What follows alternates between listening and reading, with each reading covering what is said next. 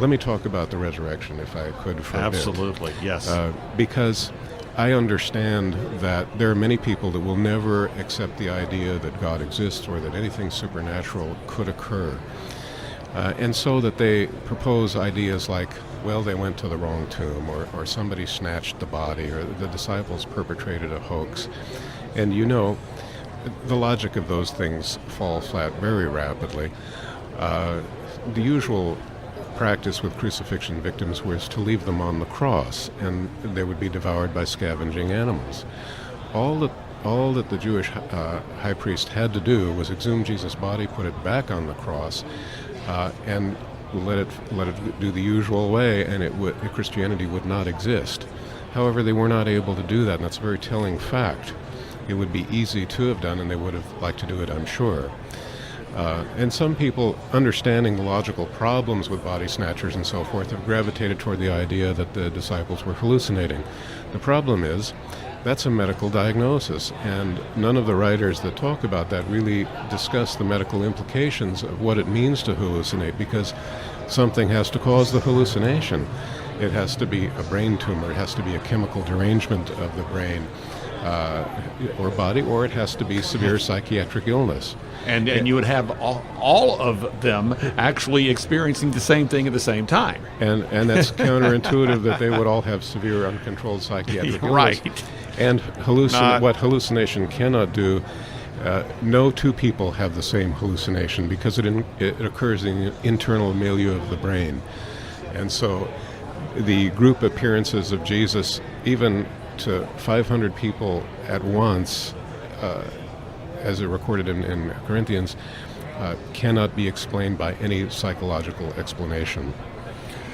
So as you conclude the book and talk about the resurrection and all of these theories that you've basically debunked here for the last few minutes, how do you deal with the resurrection and that overall occurrence in the book?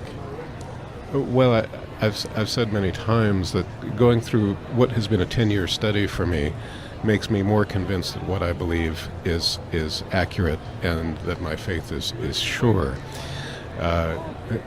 Blaise Pascal was a prodigy, a mathematician, physicist, known for fluid mechanics. He invented the syringe, which is something that I use every day. And he became a committed Christian in his adult life and wrote his apologetic works. And he made one statement that I thought was profound. He said, "It's not possible to mistake a man risen from the dead."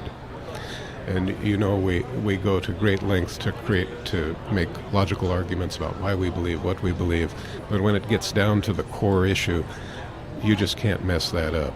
You cannot mistake someone risen from the dead. And Jesus' disciples, early disciples in the first century, experienced extreme torture. Many of them died, but they would not recant their belief and their experience that they saw the resurrected Christ. Well, as we conclude, we've obviously spent a lot of time talking about the medical circumstances, the medical implications of the death of Jesus. So as we approach this Holy Week, Good Friday, and of course Easter Sunday, from a spiritual standpoint, why is it important that we understand what Jesus went through, and how do you see the significance of what he endured so that we might know him? I think, to me, the most telling thing is the Last Supper. When Jesus took the cup and he said, "This is the new covenant in my blood." And he was referring to the prophecy in Jeremiah where God was going to create a new covenant, a new relationship with man, and redefine his relationship with man, where he would recreate the heart of mankind. And that was instituted at the death of Jesus Christ. And that's why he died, to implement the new covenant. And then he said, "This is my blood which is poured out for the remission of sins." And when I read that, I thought he told us his cause of death. He told us he was going to bleed to death. And that's really what is supported by the medical facts. And the theological implications are enormous, as I said. God redefined his relationship with humanity through Jesus Christ.